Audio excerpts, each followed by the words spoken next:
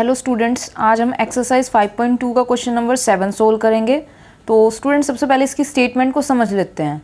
तो student statement है, find the 31st term of an AP whose 11th term is 38 and the 16th term is 73।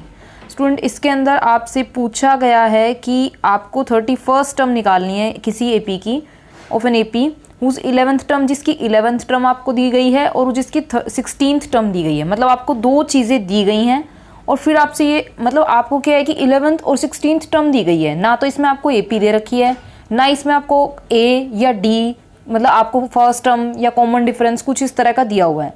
सिर्फ आपको दो terms दी हुई हैं और वहीं से आपको क्या करना है, अपनी 31st टर्म उस एपी की निकालनी है।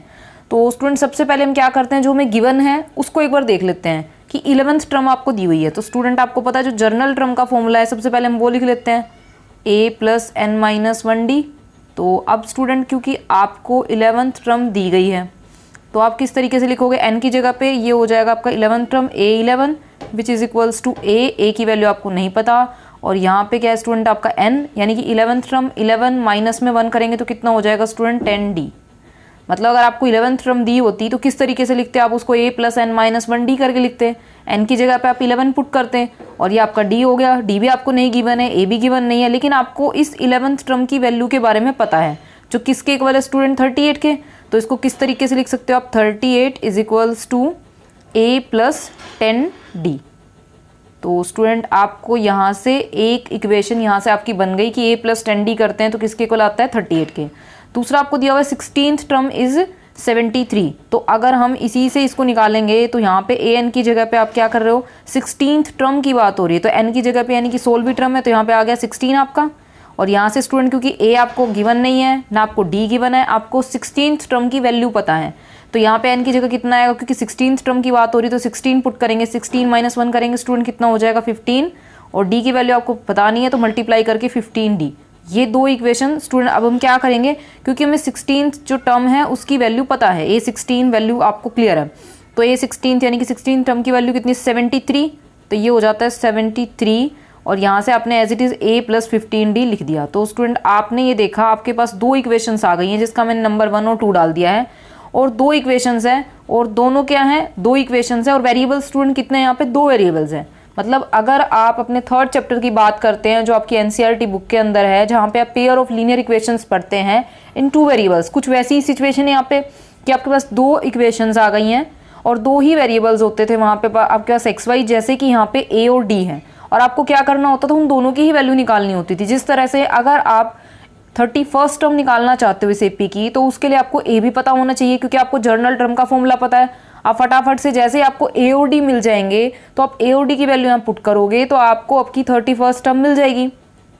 बट है कि आपके पास ना तो ए की वैल्यू है ना तो डी की वैल्यू है, बट दो इक्वेशन सामने हैं। तो हम क्या कर सकते हैं, जो हम pair of linear equations in 2 variables जो आपकी थी, जो मैं आपको इंट्रोडक्शन अपनी प्रीवियस वीडियोस में करा चुकी हूँ, वहाँ से अगर आप देखते हैं तो हम क्या करते हैं, जब दो इक्वेशन इस तरह से आपके सामने हो, दो वेरिएबल्स हो, तो आप उनकी वैल्यू फाइंड करने के लिए कुछ मेथड्स थे आपके पास, तो उसमें से कोई एक मेथड आप लगा के यहाँ पे अपने ए और डी की वैल्यू निकालेंगे और फटाफट से 31st टर्म की वैल्यू को बता देंगे। तो हम इन दोनों इक्वेशंस को एक बार लिख लेते हैं और फिर वहाँ से स्टूडेंट मैं एलिमिनेशन मेथड का यहाँ पे यूज़ करूँगी और उससे इस इक्वेशन को सोल्व करके दिखाऊंगी।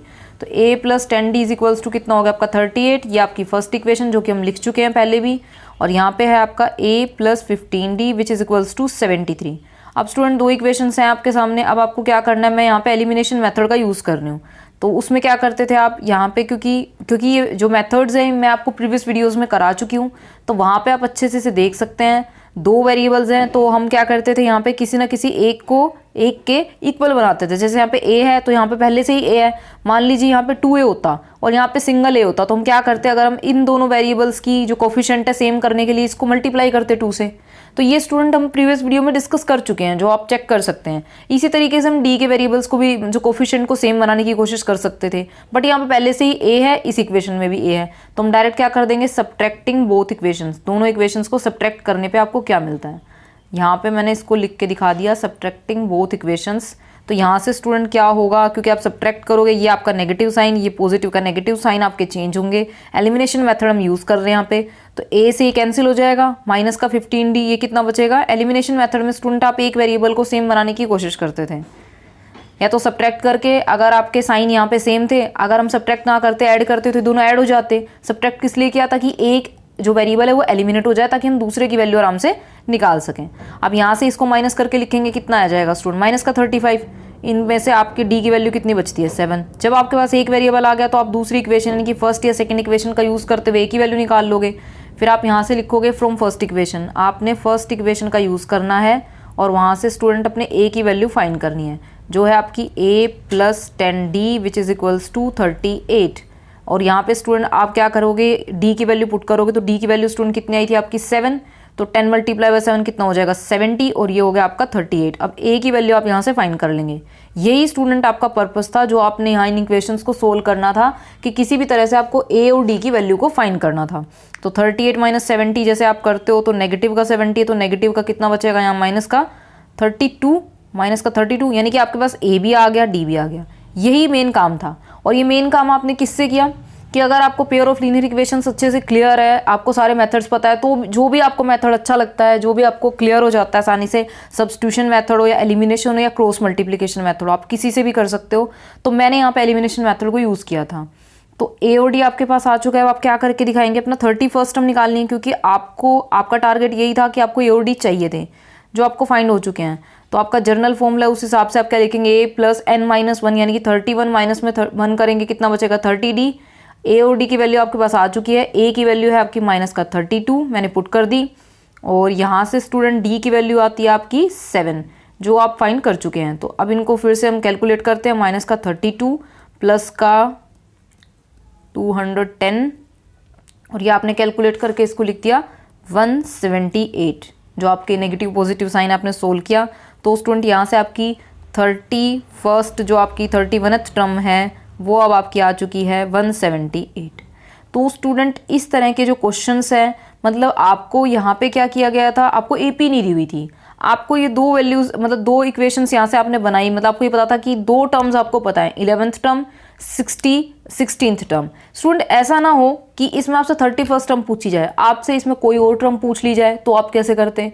क्योंकि आपका मेन पर्पस क्या है कि आपको ए और डी निकालने हैं। जब आपके पास ए और डी आ जाते हैं तो आपसे कोई भी टर्म पूछी जाए आप आराम से उसे निकाल सकते हैं, क्योंकि जर्नल टर्म का फॉर्मूला आपको क्लियर है। तो आपसे कोई भी एपी की किसी भी टर्म इस तरीके से दी हुई हो, इस तरह का कोई भी और क्वेश्चन आ जाए, आपसे कोई भी टर्म पूछी जाए, आपको कॉन्सेप्ट क्लियर है, तो आप फटाफट से क्या करेंगे, ए और डी निकालने की कोशिश करेंगे। कई बार क्या होता है, ये भी ना पूछ के सिर्फ ए और डी पूछ लिए जाते हैं, तो वो भी आप आराम से निकाल सकते हो, क्योंकि मैंने वही काम फर्स्टली आपको करके दिखाया, तब मैंने अपनी एपी की टर्म निकाली। तो स्टूडेंट मैंने इसमें काफ़ी क्लियर करते हुए इस वीडियो में आपको क्वेश्चन को समझाया है। फिर भी अगर आपको कुछ डाउट्स रहते हैं तो आप कमेंट सेक्शन में लिख सकते हैं।